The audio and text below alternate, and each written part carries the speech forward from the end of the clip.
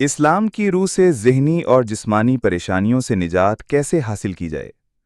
انسانی زندگی میں ذہنی اور جسمانی پریشانیاں ایک فطری امر ہیں۔ بیماری، مالی مشکلات، رشتوں میں کشمکش یا دیگر مسائل انسان کو گھیر لیتے ہیں۔ اسلام نے ان پریشانیوں سے نجات کے لیے روحانی، نفسیاتی اور عملی حل پیش کیے ہیں۔ قرآن و حدیث کی روشنی میں ہم ذہنی اور جسمانی تکالیف سے چھٹکارا پانے کے طریقے سیکھ سکتے ہیں۔ نمبر 1، صبر اور توکل علی اللہ۔ اللہ تعالیٰ نے قرآن مجید میں صبر کی بہت فضیلت بیان کی ہے۔ بے شک اللہ صبر کرنے والوں کے ساتھ ہے۔ پریشانی کے وقت صبر کرنا اور یہ یقین رکھنا کہ اللہ کی مدد آئے گی، انسان کو اندرونی سکون دیتا ہے۔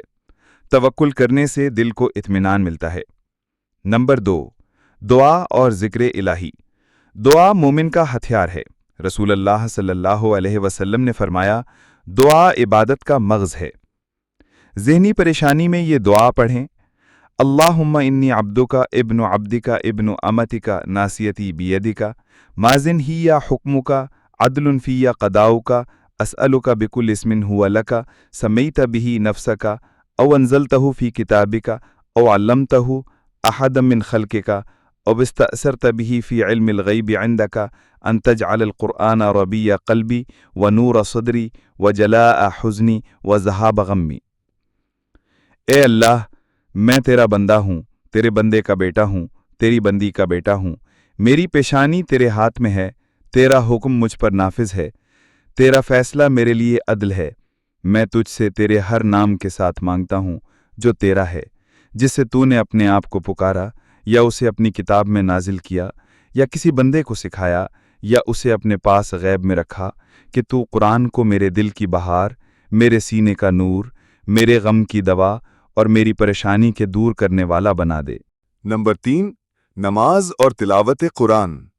نماز دل کو سکون دیتی ہے۔ اللہ تعالیٰ فرماتے ہیں، یقیناً نماز بے حیائی اور برائی سے روکتی ہے۔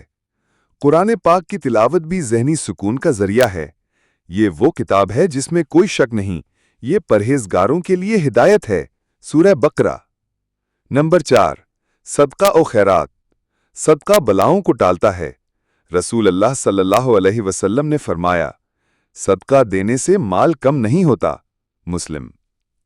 ضرورت مندوں کی مدد کرنے سے دل کو اطمینان ملتا ہے اور اللہ کی رحمت نازل ہوتی ہے۔ نمبر 5، ورزش اور صحت کی دیکھ بھال۔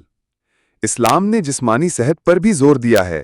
رسول اللہ صلی اللہ علیہ وسلم نے فرمایا، مومن کا مضبوط جسم کمزور مومن سے بہتر ہے۔ مسلم۔